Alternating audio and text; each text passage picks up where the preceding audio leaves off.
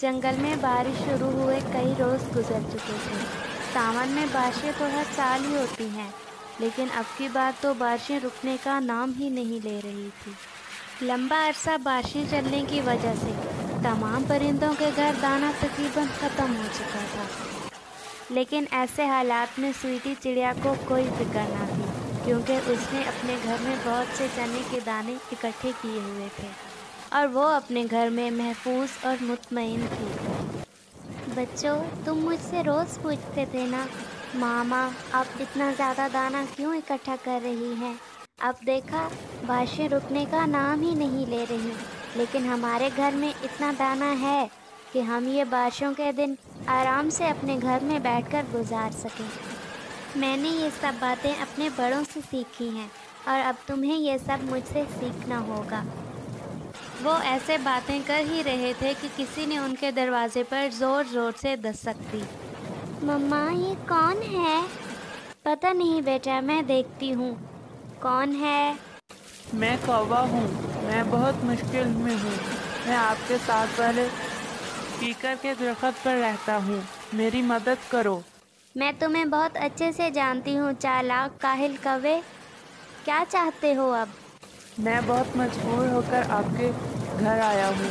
मेरे बच्चे और मेरी बीवी भूखे हैं। मेरे पास कोई दाना नहीं। ऐसे में अगर आप मेरी मदद कर दें तो आपकी बहुत भलाई और एहसान होगा मुझ पर और मेरे ख़ानदान पर। मम्मा, वो बहुत मजबूर है।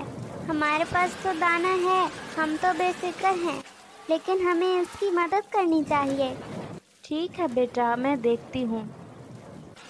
अंदर आ जाओ। मुझे तुम्हारा सब पता है।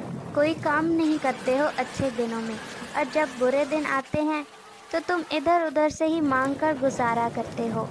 ये लो, ले जाओ चंद दाने। जी, मुझ पर बहुत एहसान है आपका। अगर अब मुझे तुम्हारे बच्चों का ख्याल ना होता तो मैं कभी तुम्हारी मदद ना करती। जी, बहुत शुक्रिया आपका स्वीटी अभी।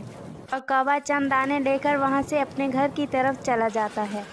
बहुत मगरूर है चिड़िया। चंद दाने क्या दे दिए, मुझे भजन ही सुनाने लग गई। क्या कहा इस चिड़िया ने? यही कि तुम काम नहीं करते, अच्छे दिनों में बुरे दिनों का ख्याल नहीं रखते।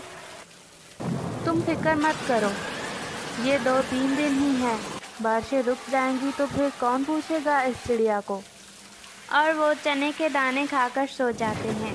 अगले दिन कौवा परेशान था कि रात तो गुजर गई, आज क्या खाएंगे। बारिश थी कि रुकने का नाम ही नहीं ले रही थी।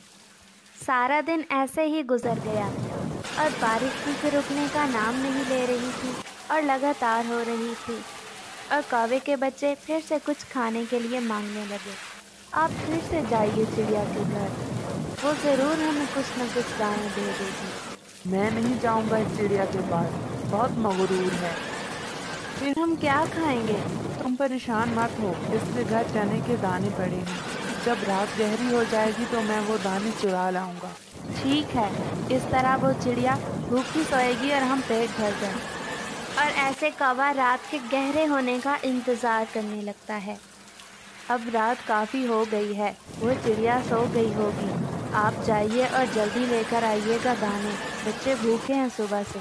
हाँ हाँ, मैं जा रहा हूँ। और कौवा चिड़िया के घर दाने चुराने चला जाता है।